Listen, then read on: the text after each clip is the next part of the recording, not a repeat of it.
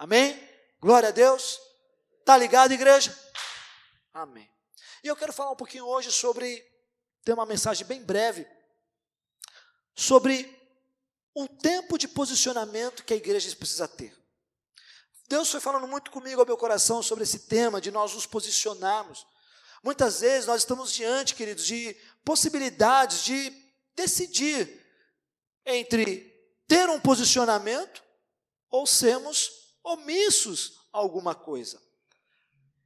O que deve, então, pautar as nossas decisões? Quando você decide, eu não vou falar mais de política, bem? Então você vai pensar, o pastor quer que a gente tenha um posicionamento. Não, agora eu vou falar de mim, de você, do nosso chamado, da nossa vida na família, da nossa vida referente ao pecado, da nossa vida referente à unção que Deus deu sobre nós. Amém? Mas quando eu estou para tomar uma decisão, eu tenho sim dois posicionamentos. Ou eu me posiciono, eu vou tomar essa decisão, ou eu me omito.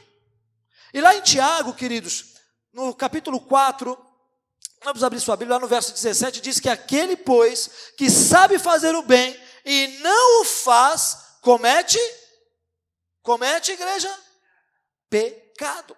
A omissão é pecado. Quando eu sei que tenho que fazer algo, quando eu sei que preciso me posicionar quanto a algo na minha vida, ou algo relacionado à minha família, a ministério, se eu me omito, eu estou cometendo pecado. Quando nós olhamos a distinção das palavras, posicionamento, que são duas palavras que vêm do latim, está dizendo para você, você precisa ter uma atitude, uma disposição, ter uma opinião de um determinado assunto, ou referente a algo ou alguém. Esse é o posicionamento. A omissão é deixar de fazer algo, ou fazer alguma coisa para alguém. É também de deixar de lado, é de esquecer. Na tradução, na etimologia da palavra, significa faltar com aquilo, falhar ou negligenciar. E a própria palavra, ela fala que, ai daquele que negligencia a minha obra. Negligenciar exatamente a obra é omitir. É quando eu sei que eu preciso ter uma posição de oração, mas eu prefiro não orar. Ah não, eu vou me omitir na oração. Eu sei que eu preciso ter um posicionamento quanto ao meu pecado. Diga assim para o seu irmão, se posicione quanto ao seu pecado. Mas eu prefiro me omitir, porque o pecado me dá prazer. Porque o pecado apalpa a minha carne, me deixa felizinho, me deixa alegrinho, me sinto remorso. Mas eu não quero me arrepender, e arrependimento é uma posição. O pecado é uma omissão quanto à verdade da palavra sobre as nossas vidas. Posicionamento, omissão. Amados, Deus está levantando a igreja para esse tempo para ter uma posição. Quando eu falei aqui sobre política, de um tempo que a igreja precisa se posicionar, Aguinaldo, de verdade. É um posicionamento de entender que a igreja, ela tem um papel fundamental na sociedade e para o mundo. Eu perguntava e trouxe isso como uma visão para o ministério social. Eu falei, meus irmãos, é o seguinte, a questão do ministério social, de dar o café, de entregar a cesta básica. Hoje de manhã nós entregamos 8 cestas básicas para 8 famílias, fora mais 5 cestas que foram dadas de emergência. Queremos abençoar mais. Temos o café da manhã de quarta-feira, queremos abrir um café da manhã de segunda-feira. O nosso projeto é ter café da manhã aqui para a comunidade, de graça, de segunda a sexta-feira. Queremos ter outros projetos que Deus já está colocando no nosso coração. Queremos dar aula de inglês gratuito para você. Queremos dar aqui aula de português, porque tem muita gente que vem do Haiti ou vem de outras nações e está aqui no Brasil morando e não sabe muitas vezes se comunicar com o português. Queremos ter projetos, mas entenda, a grande pergunta para o social é o seguinte: se a Rios hoje sair daqui, fechar a Rios, fechamos a Rios, a comunidade vai sentir falta da igreja? Puxa, tinha uma igreja legal lá, eles abençoavam a gente de quarta, tinham uns cultos poderosos, a unção descia, havia cura, libertação. Você acha que a nossa igreja vai ser sentida falta se um dia ela fechar? Essa é a pergunta para a igreja. Eu falo não apenas para nós, mas como igreja universal num todo. Como eu e você, que nós falamos, quando a gente quer, eu sou a igreja. Mas quando a gente acha que não deve, a gente não é a igreja. Somos a igreja. somos a igreja. Jesus, ele funda a igreja universal num todo, como a igreja mundial. É ruim quando os caras colocam o nome de igreja assim, né? E você fala, parece que está falando da igreja, do cara lá. Irmão, não é universal lá, tá bom? Amém, amigo? Minha amiga? E nem do chapelão lá. Então, entenda isso. Mas Jesus, quando ele funda a igreja, ele funda a primeira igreja universal, percebam? Depois ele sabe que estabelece a igreja local, ou seja, a igreja nas cidades. Foi assim com o Novo Testamento. Paulo começa a escrever ali as cartas, Paulo começa a fazer suas viagens missionárias, e a Ásia Menor é conquistada, a igreja em Corinto, a igreja em Éfeso, a igreja lá da Galácia, a igreja em Roma, e começa. Por quê? É a igreja local. E temos a igreja individual, que sou eu, que é você. Somos a igreja. Se eu estou na minha casa, eu sou a igreja. Se eu estou no meu trabalho, eu sou a igreja. Se eu estou na minha faculdade, eu sou a igreja. E aí entra um posicionamento que Deus requer de mim e de você. Você tem um posicionamento na sua faculdade? Ou você lá é um 007? Quando alguém fala de crente, você vai saindo de lado, ou até dar aquela risada amarela. Crente é tudo ladrão. Meu irmão, eu trabalhei uma vez numa empresa. Olha, é fogo, né? Trabalhei em telemarketing, irmão. Trabalhei numa empresa, já era pastor. Tinha sido mandado embora da minha empresa que eu trabalhava há anos, que era na indústria farmacêutica, aí fui trabalhar de telemarketing, 6 meses. E lá começou a ter uns engraçadinhos que falavam, ei, pastor, nossa, precisa trabalhar? Como diz o Erivaldo, o vento é vivo de brisa, meu filho. Pastor, você não ganha na igreja? Nossa, eu vejo muito pastor rico. Então não é o meu caso. E às vezes você percebia que alguns crentes davam risada, não falava nada. Meu irmão, posicionamento que Deus requer de mim, da sua vida. Precisamos ter isso. Entenda o seguinte, todo o nosso posicionamento hoje, o posicionamento define nossas escolhas. Posicionamento é escolha, é dizer, eu quero fazer isso, eu quero cumprir isso. Pois não, meu filho. Você vai atrapalhar a mensagem mesmo. Tem um carro parado ali? Que carro que é? Alguém aí está com um Corolla prata? Hã? Por favor, se puder ir com esse amado irmão, fique tranquilo que ele não vai te sequestrar não, tá bom? Obrigado, varão, Deus abençoe.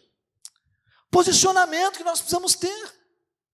Todo posicionamento é uma escolha. Ou eu escolho omitir-se, ou eu escolho ter um posicionamento que eu vou fazer aquilo que preciso fazer.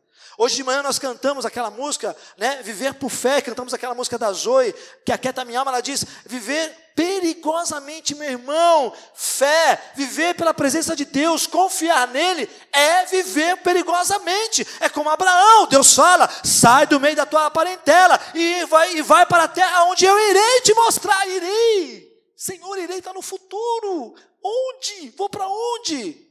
Ele tinha uma escolha, ou ele podia se omitir, Deus falando, não é possível, é voz do diabo, não. Ou ele podia ter um posicionamento, e ele teve, e ele sai da parentela, sai do meio daquele povo, sai de Ur dos Caldeus, e toma a direção para onde Deus estava colocando ele, que ele fosse. Fé. Todo o nosso posicionamento hoje vai definir o nosso futuro, querido. Entenda uma coisa, igreja, quando nós nos omitimos, o boleto chega uma hora. O boleto chega a uma hora. Não tem como. Se eu me omito em uma posição agora, numa decisão agora, uma hora lá na frente vai chegar a conta. Pela minha decisão, pela minha escolha pecaminosa de se omitir, quanto a uma questão que eu preciso fazer. Olha, como pastor, eu já tomei muitas decisões, já me omiti em muitas coisas. Eu estava lembrando essa semana que Deus me deu essa mensagem, quantas atitudes omissas que eu tive, que não prejudicaram o meu ministério, foram várias. Uma decisão ministerial, não, vamos caminhar nessa visão, não, vou me omitir daquela, porque senão, vou me omitir de dizer um não, vou me omitir de dizer ali não, vamos fazer assim dessa forma. Amados, uma conta hora chega, toda omissão sua vai prejudicar os seus filhos, toda omissão sua vai prejudicar os seus netos, toda omissão sua vai prejudicar a sua família, a sua geração. Até mesmo da questão da política, porque dependendo das decisões que vão ser tomadas daqui em diante, pode prejudicar a nossa geração, os meus filhos, os meus netos que virão, os meus bisnetos que podem vir. Precisamos ter um posicionamento. E eu quero contar uma história de alguém que teve uma posição. Olha, abre lá o seu livro em Esther, capítulo 4, verso 8 em diante. Esther teve esse posicionamento. Juro que eu queria encontrar uma palavra que era capítulo 2 ou capítulo 22, mas não encontrei naquilo que eu queria processar com vocês. Mas Esther, capítulo 4. Abre aí a sua Bíblia, ou seu celular. 4:8. Esther passou por esse momento. Ou ela poderia se omitir, ou se ter um posicionamento. Olha o que diz aí, Esther capítulo 4, verso 8, está aqui, se você vai acompanhar também. Deu-lhe também uma cópia do decreto que falava do extermínio que tinha sido anunciado em Suzã, para que ele o mostrasse a Esther e insistisse com ela para que fosse à presença do rei e implorar misericórdia e interceder em favor do seu povo. Atá retornou e relatou a Esther tudo o que Mardoqueu tinha dito. Então ela o instruiu que dissesse o seguinte a Mardoqueu. Olha só o que ela está falando primeiro. Todos os oficiais do rei e o povo das províncias do império sabem que existe somente uma lei para qualquer homem ou mulher que se aproxime do rei, no pátio interno, sem por ele ser chamado. Será morto. A não ser que o rei estenda o cetro de ouro para a pessoa e lhe poupe a vida. E eu não sou chamado à presença do rei há mais de 30 dias, quando Mardoqueu recebeu a resposta de Esther. Olha só que Mardoqueu respondeu lá, verso 13. Mandou-lhe dizer, não pense que pelo fato de estar no palácio do rei, de todos os judeus, só você escapará, pois se você ficar calada, diga para o seu irmão aí, calado. Diga para ele, calado. Omisso, diga para ele, omisso.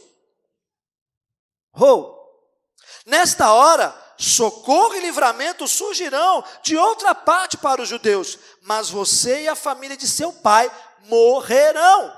Quem sabe se não foi para um momento como este que você chegou à posição de rainha?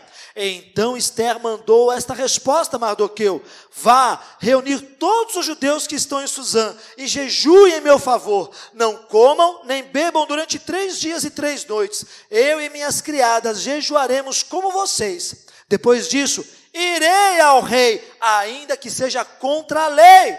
Se eu tiver que morrer, morrerei. Posicionamento.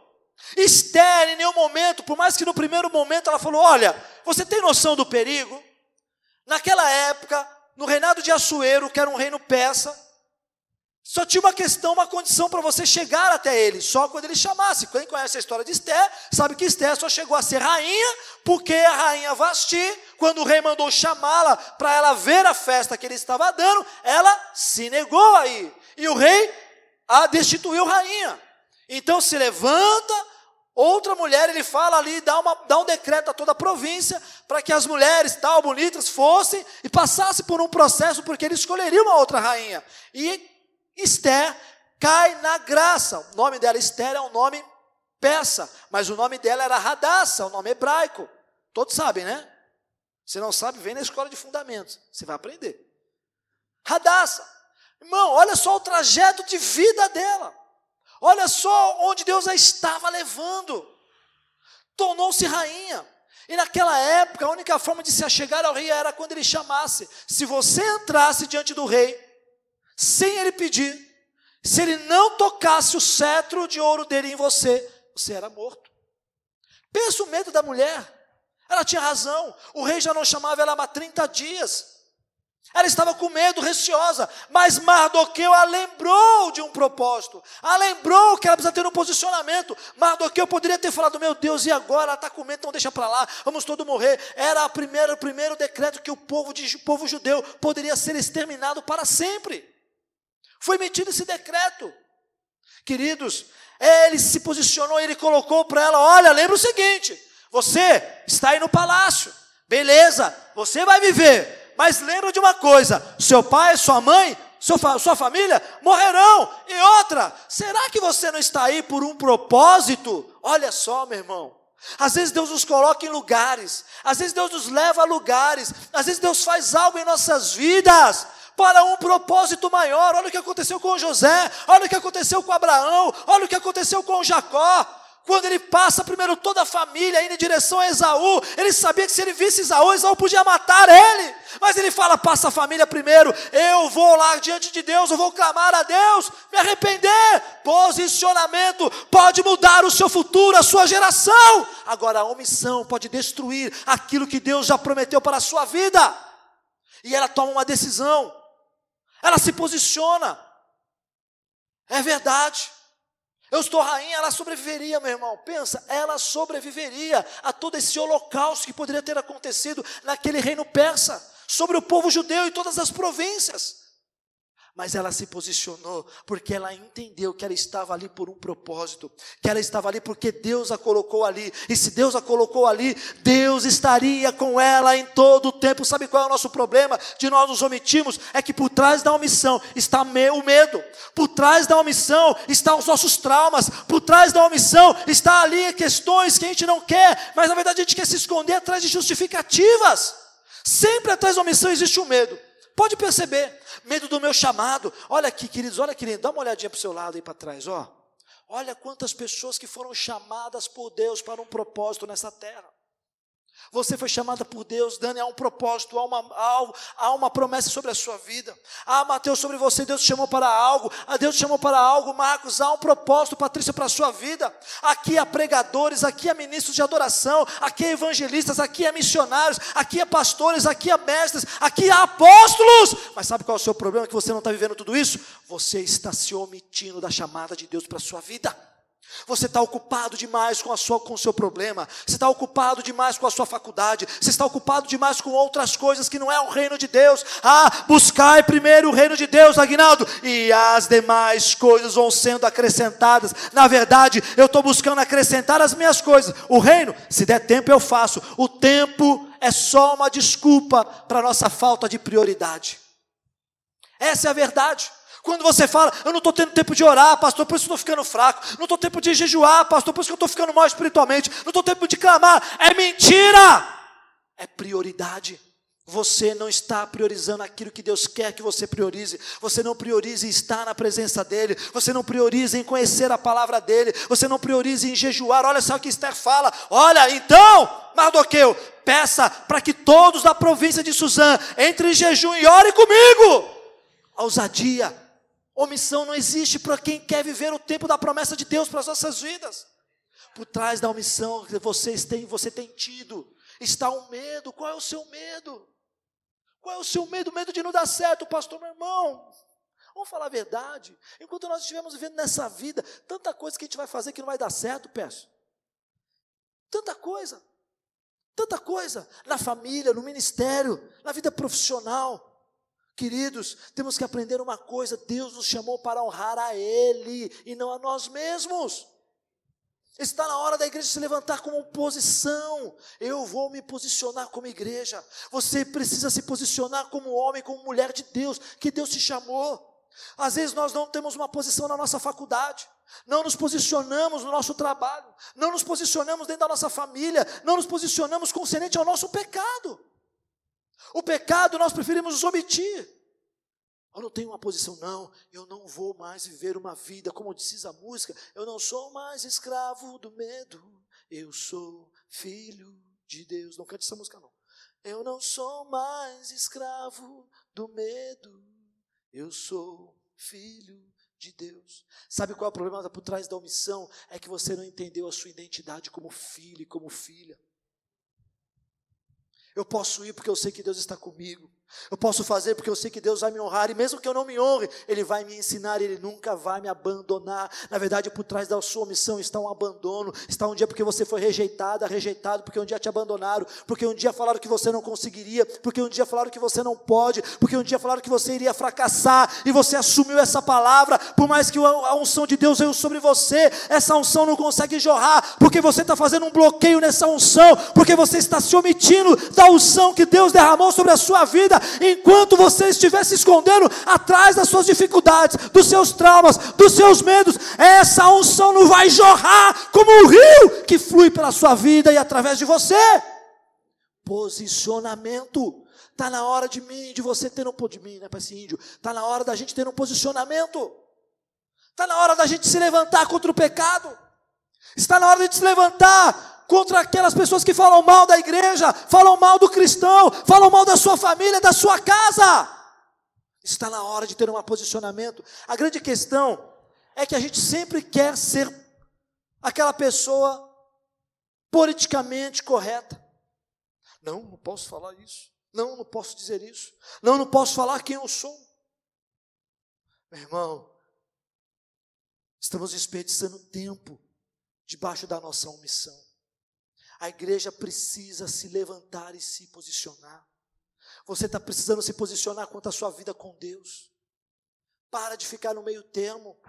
Para de ficar ali em cima do muro. E a própria palavra diz em Apocalipse, eu não vou lembrar o capítulo, mas está aí na sua Bíblia, que o morno, ele vomitaria da sua boca. A palavra diz que a nossa palavra seja sim, sim ou não. Fora disso, é procedência maligna. Dúvida não pode existir para nós que somos crentes.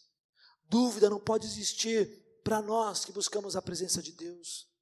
Meu irmão, nós estamos estudando a história da igreja aqui de terça-feira. Começamos terça, muito legal. Começamos a ver lá as primeiras perseguições, a primeira igreja se levantando. Eles tinham posicionamento. E depois, quando você vai ver na história da igreja, quando começam as perseguições pelo Império Romano verdadeiramente, você vai percebendo que eles não se omitiam, não se escondiam. Que se eles fossem presos em nome de Jesus, eles iam até a morte. Eles morriam. Não tinha essa questão, eu vou me esconder, porque se me pegarem, meu irmão. E vamos olhar atento, fazer uma analogia. Quando começar o tempo de tribulação, as perseguições vai ser desse nível. Renuncie o seu Senhor Salvador. Se você não renunciar, você vai morrer agora. Você vai ter coragem de fazer isso?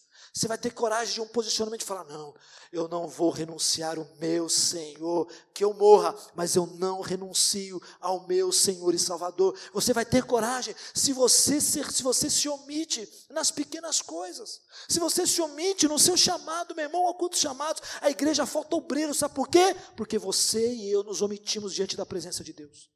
Sabe por que a igreja não tem obreiro suficiente para fazer a obra dele? Porque os obreiros estão escondidos atrás dos seus problemas e das suas prioridades. Porque os obreiros não querem ir. Quando Isaías é chamado por Deus, ali no capítulo 6, meu Deus, ele vivia num tempo, num contexto de idolatria do povo. Se você pegar o capítulo 1 de Isaías, você vai ver que Deus tinha nojo dos seus cultos solenes, das liturgias. Deus não estava lá, ele não queria estar lá, porque o coração deles não estavam lá, mas estavam no mundo, na idolatria, no pecado. Faltava um posicionamento daquele povo. E Isaías se levanta, Senhor, eu sou um homem de impuros lábios e habito no meio de homens de lábios impuros. E ele vem com uma brasa, toca os seus lábios, e ele diz, Senhor, a quem enviarei? Ele fala, Deus falando, a quem enviarei? Quem há de ir por mim? Eis-me aqui. Ele poderia ter se omitido. E Deus e você, nós temos nos omitido quando Deus tem nos chamado para um tempo de nos posicionarmos. A grande verdade é que hoje o cristianismo se tornou apenas uma religiosidade de verdade. A igreja foi fundada, se tornou uma religião, mas exatamente nós estamos vivendo como religiosos, e não como verdadeiros homens e mulheres que servem a Deus e entreguem a sua vida para Ele verdadeiramente. Meu irmão, Deus está chamando a igreja para se posicionar. Deus está chamando a igreja para cumprir o seu chamado. Olha quantos chamados lindos nós temos aqui. Talvez a ministros de louvores, talvez a pastores, pastoras aqui, a missionários aqui, mas você tem se afundado na sua missão. Você não quer estar aqui. Você quer estar aqui por uma questão de culpa, porque quando você não vem no culto, você fica com o sentido culpa. Eu preciso ir para o culto. Nossa, que crente. Não, porque sei lá, me sinto sujo. Quem já pensou assim? Ninguém vai levantar a mão, mas eu já pensei. Eu muitas vezes já tive essa condição religiosa. Eu vou para o culto hoje. E caminhando eu vou para Canaã.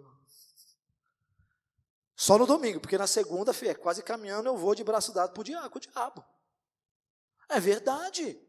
Porque nós temos nos omitido quanto ao chamado de Deus para as nossas vidas. A gente se perde nas batalhas. Irmão, entenda uma coisa. Se você Está percebendo que você está batendo de frente com o diabo? Parcião, dê glória a Deus. Porque pelo menos você não está de mão dada com ele indo para o caminho que ele está indo. Glória a Deus.